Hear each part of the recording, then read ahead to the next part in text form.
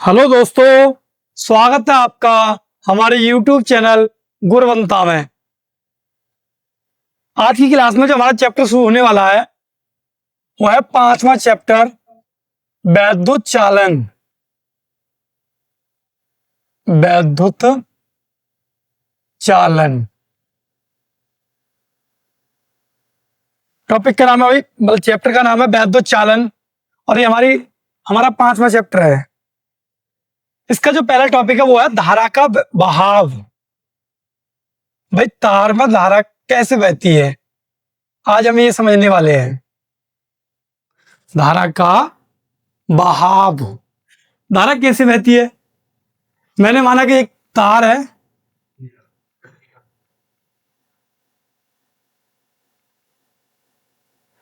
जैसे कि आपको दिखाई दे रहा होगा, ये क्या है, एक तार है, और इसे हमने नीचे एक बैटरी से जोड़ रखा है।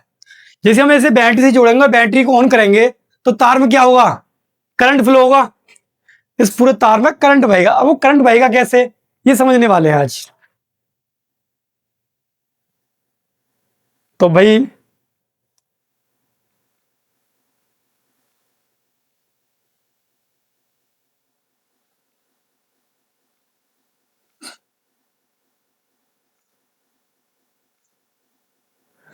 मैंने देखा कि एक तार में जो भी मैं इलेक्ट्रॉन को प्रदर्शित करने वाला हूं, जो बेलनाकार आकृति मैंने दे रखी है उसके लिए प्रदर्शित करूंगा। तो सबसे पहले मैंने बैटरी लगा दी, इधर प्लस, इधर क्या है, माइनस है।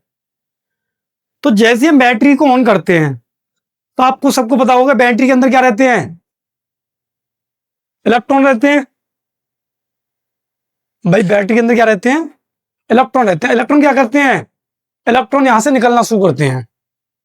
भाई, इलेक्ट्रॉन यहां से क्या करते हैं, निकलना शुरू करते हैं।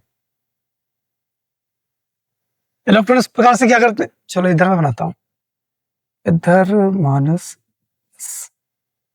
भाई, इधर से क्या होता है, फिर इधर से इलेक्ट्रॉन जो है निकलना शुरू करते हैं, और इलेक्ट्रॉन निकलते हैं तो इलेक्ट्रॉन ऐसे चलना शुरू कर देते हैं, इस तरह से। अब जैसे इलेक्ट्रॉन निकलना शुरू करते हैं तो इलेक्ट्रॉन कहां पहुंच जाते हैं, यहां पहुंच जाते हैं, इस तरह से। तो इलेक्ट्रॉन क्या करते हैं, इलेक्ट्रॉन एक दूसरे इलेक्ट्रॉन में क्या करते हैं, टक्कर लगाते हैं। मतलब जैसी बैटरी से एक इलेक्ट्रॉन निकला तो वो क्या करता है,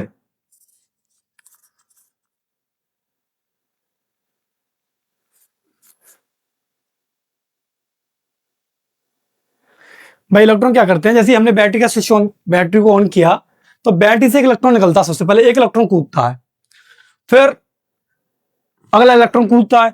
ये जो प्रोसेस है बड़ी तेजी से होती है, और इलेक्ट्रॉन एक दूसरे टक्कर मार मार के क्या करते हैं, चालक में पहुंच जाते हैं। जो हमारा सर्किट लगा होता है, जैसे वाले कोई बल्ब लगा हुआ है, या कोई लाइट लगी हुई है, या कोई फैन लगा हुआ है, तो वहां तक पहुंचते हैं। और वहां तक पहुंचते हैं तो जैसे हम उसका भी कोई स्विच होता है, उसे ऑन करते हैं तो बल्ब हमारा जल जाता है, या फैन है तो फैन चल जाता है। तो हमें लगता है कि भाई क्या आ गई, करंट आ गई, मतलब धारा बहने लगी परपथ में। ये हमें कब एहसास होगा, जब हमें वो उसके द्वारा चलने वाली चीजें क्या होगी, दिखाई देने लगेगी। जैसे फैन चलने लगेगा, बल्ब जल जाएगा। बाकी करंट तो बहता रहता है तार में ऑन करते ही, लेकिन वो जो उसके ऊपर जो इंसुलेटर चढ़ा रहता है वायर के ऊपर, वो इंसुलेटर की वजह से हमें तार में बहने वाली धारा या आवेश का हमें एहसास नहीं होता। तो मैंने बताया आपके लिए कि जैसे इलेक्ट्रॉन निकलते हैं, इलेक्ट्रॉन एक दूसरे से टकरा के क्या करते हैं, आगे बढ़ते जाते हैं, और आगे बढ़ते जाते हैं और सर्किट तक पहुंच जाते हैं, और सर्किट को स्टार्ट करते हैं। मतलब उसको जो प्रोसेस है उसकी, जैसे बल्ब का कार्य जलना, पंखे का कार्य चलना, तो वो क्रिया होने लगती है। तो समझ गए होंगे आप लोग, मुझे उम्मीद है। चलो थोड़ा लिख के समझ में आ जाएगा, नहीं तो। किसी सुचालक तार में या परपथ में, किसी सुचालक तार में धारा का बहाव मुख्यतः मुक्त इलेक्ट्रॉन के द्वारा, मुख्यतः मुक्त इलेक्ट्रॉन के द्वारा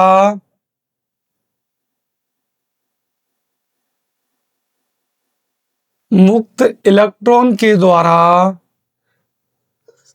होता है। इलेक्ट्रॉन आपस में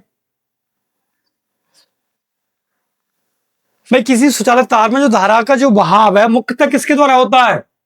मुक्त इलेक्ट्रॉन के द्वारा होता है। किसके द्वारा होता है? मुक्त इलेक्ट्रॉन के द्वारा होता है। इलेक्ट्रॉन आपस में टकराव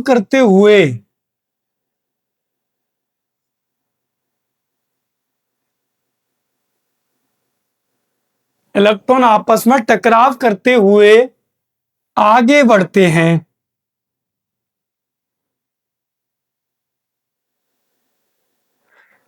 इलेक्ट्रॉन जो बढ़ते हैं सर्किट में वो एक दूसरे से क्या करते हैं? कॉलिजन है, टक्कर कर करके आगे बढ़ते हैं। टकराव कर करके एक दूसरे को क्या करते हैं? फोर्स करते हैं। करते हुए आगे बढ़ते हैं। दो इलेक्ट्रॉनों के सफल टकराव के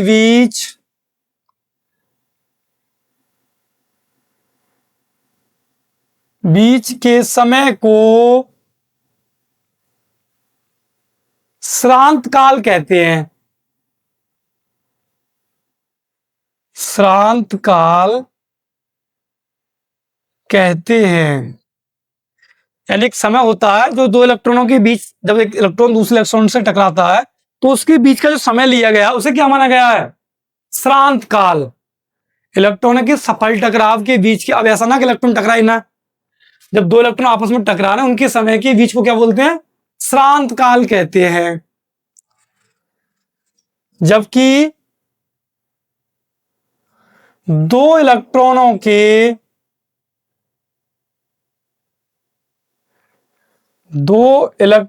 के सफल टकराव के बीच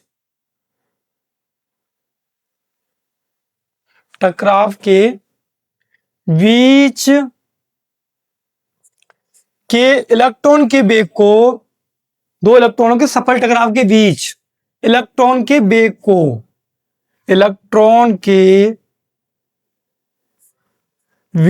को अनुगमन वेग या अपवाह वेग कहते हैं। भाई मैंने बताया किसी सुचालक तार में जो धारा का बहाव है वो मुख्यतः मुक्त इलेक्ट्रॉन के द्वारा होता है। मुक्त मतलब जो फ्री इलेक्ट्रॉन, जैसे हमने बैटरी को ऑन किया तो इलेक्ट्रॉन कैसे हो जाते हैं? फ्री हो जाते हैं और वो क्या करने लगते हैं? गति करने लगते हैं। तो मुक्त इलेक्ट्रॉनों के द्वारा होता है। इलेक्ट्रॉन आपस में टकराव करते हुए आगे बढ़ते हैं। मतलब वो जो आगे बढ़ते हैं वो कैसे बढ़ते हैं? एक दूसरे में टक्कर मार के। तो दो इलेक्ट्रॉनों के सफल टकराव के बीच के समय को श्रांत काल कहते हैं। जबकि दो इलेक्ट्रॉनों के सफल टकराव के बीच इलेक्ट्रॉन के वेग को, जो इलेक्ट्रॉन एक दूसरे से टकरा रहे हैं, तो मान लो जैसे ये वाला इलेक्ट्रॉन से टकरा रहा है तो यहां से ये किसी और इलेक्ट्रॉन की टक्कर की वजह से आगे बढ़ेगा। तो यहां से यहां तक इसने जितना जिस वेग से गति कर रहा है उस वेग को हम क्या कहते हैं? इलेक्ट्रॉन के वेग को अनुगमन वेग या अपवाह वेग कहते हैं। अपवाह वेग को बीडी से प्रदर्शित करते हैं। इस वेग को जो प्रदर्शित करते हैं हम, वो बीडी से प्रदर्शित करते हैं। क्योंकि अब्बा वेग को हम बोलते हैं ड्रिफ्ट वेग वेलोसिटी। तो ड्रिफ्ट का पहला डी है, इस वजह से इसे बीडी से प्रदर्शित करते हैं। इसका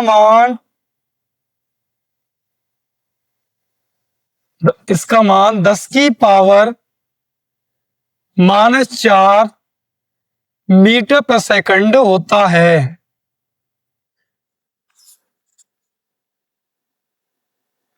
आप इसे नोट कर सकते हैं या इसका स्क्रीनशॉट ले सकते हैं। ये धारा का जो बहाव का जो टॉपिक है वो इतना ही है।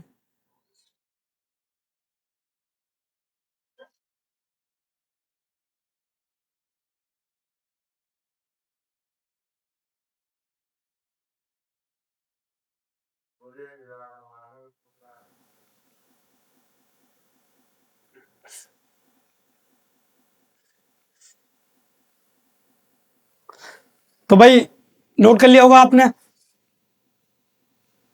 अगला जो टॉपिक है वो है विद्युत धारा। विद्युत धारा, विद्युत धारा।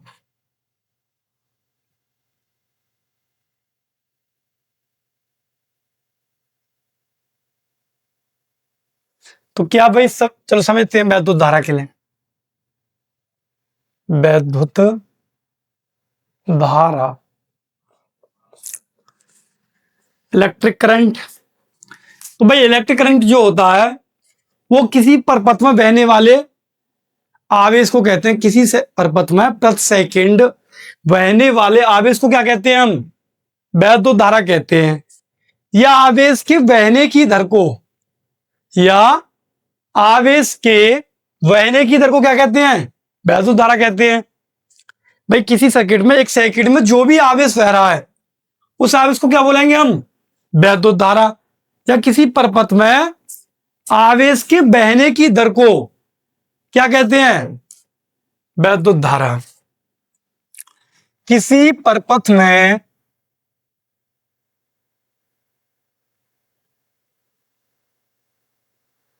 प्रति सेकंड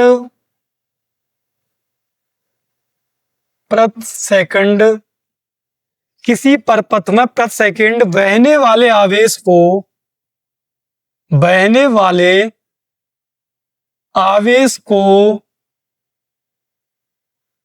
विद्युत धारा कहते हैं।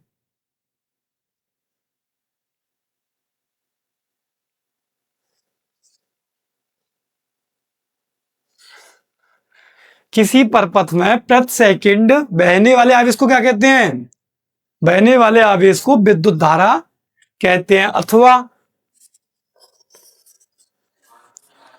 किसी परपथ में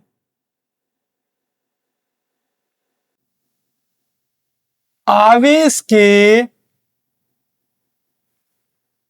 बहने की दर को, अथवा किसी परपथ में आवेश के बहने की दर को, अथवा किसी परपथ में आवेश के बहने की दर को विद्युत धारा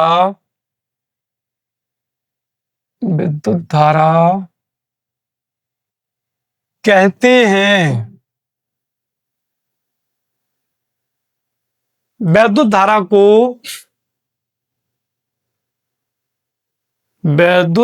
को I से प्रदर्शित करते हैं। भाई विद्युत धारा को किससे प्रदर्शित करते हैं? I से। इसका मात्रक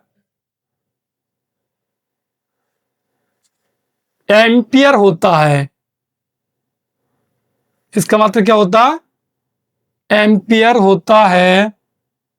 यह एक अदिश राशि है। विद्युत धारा कैसी राशि है? यह एक अदिश राशि है।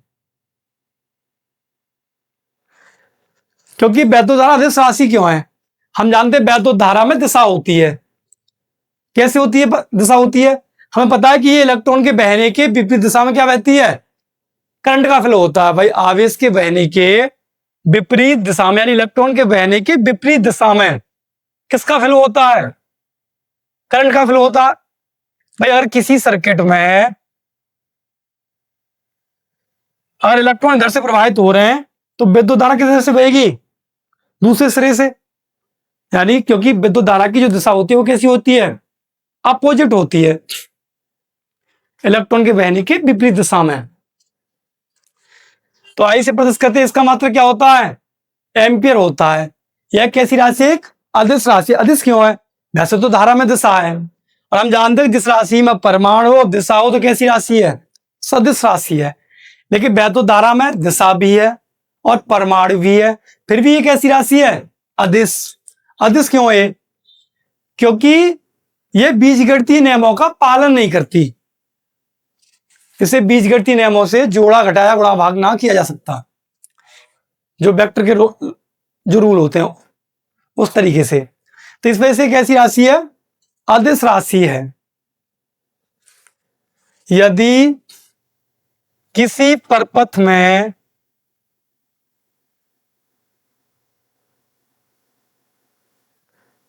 t समय में q आवेश प्रवाहित है, तब वैद्युत धारा I बराबर, वैद्युत धारा I बराबर कितना होगा भाई? Q upon T। अरे यहीं से तो हमें मिला कि एक सेकंड में समय कितना हो हमारे पास भाई, एक सेकंड हो जाए, टी का जो मान है वो कितना हो जाए? एक सेकंड हो जाए। तो ऐसी कंडीशन में आवेश ही क्या है? विद्युत धारा है।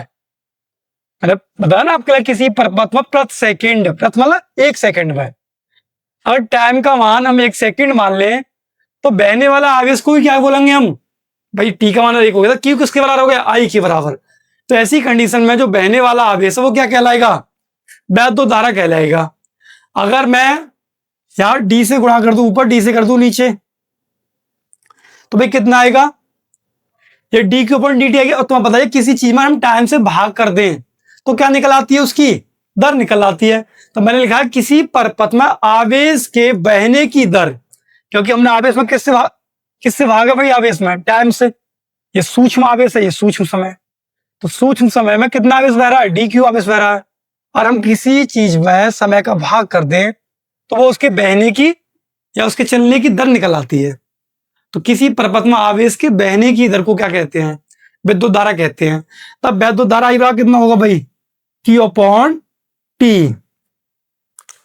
तो आप इसे नोट कर सकते हैं या स्क्रीनशॉट ले सकते हैं।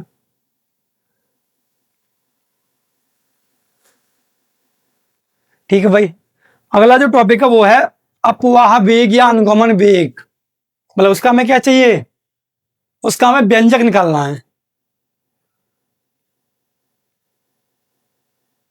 अपवाह वेग या अनुगमन वेग का। तो भाई सारी घटना एक सर्किट में हो रही है, तो वही पहले वाला चित्र बनाएंगे।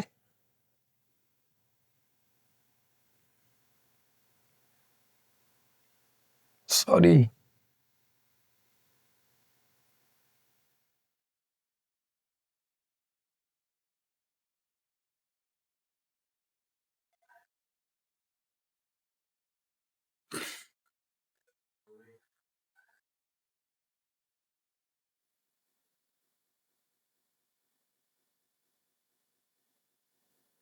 अनुगमन वेग, टॉपिक का नाम है अनुगमन वेग या अपवाह वेग।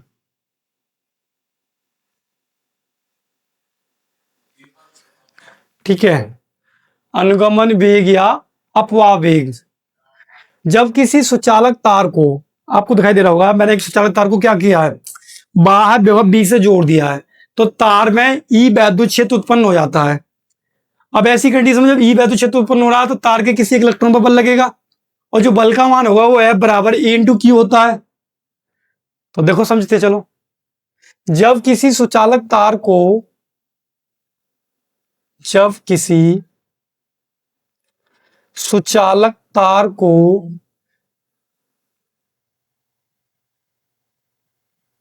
बाह्य विभव बी से, बाह्य विभव विभव बी से जोड़ दिया जाता है, बाह्य विभव बी से जोड़ दिया जाता है, तो तार में ई वैद्युत क्षेत्र उत्पन्न हो जाता है। तार में ई वैद्युत क्षेत्र उत्पन्न हो जाता है, तब तार के किसी एक इलेक्ट्रॉन पर, अब तार के किसी एक इलेक्ट्रॉन पर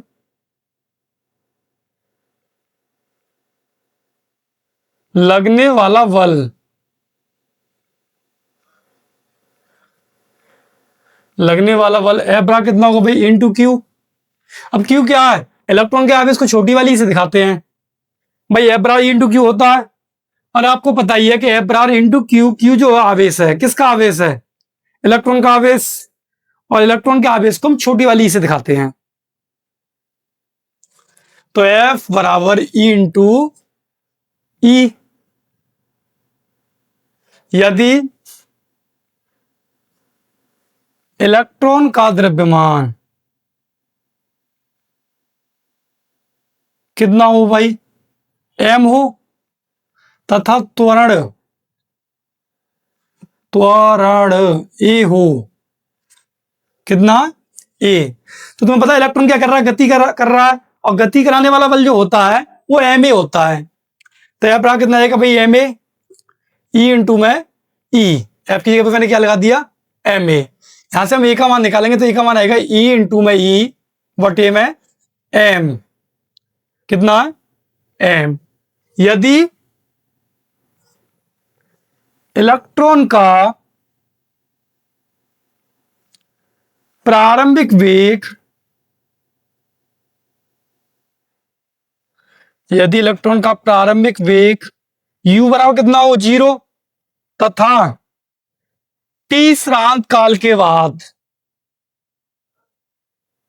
t श्रांत काल के बाद वेग कितना हो जाता है, bd हो जाता है, क्योंकि अनुगमन वेग करने लगता है इलेक्ट्रॉन। t श्रांत काल के बाद वेग bd हो जाता है,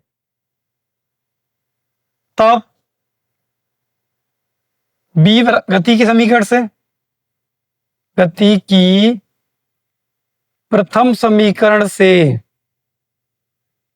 तो गति की प्रथम समीकरण आप सबके लिए पता होगी, b बराबर u प्लस के ए टी। भाई u का मान कितना दे रखा, मान ला 0, और b का मान कितना है, bd हो जा रहा है।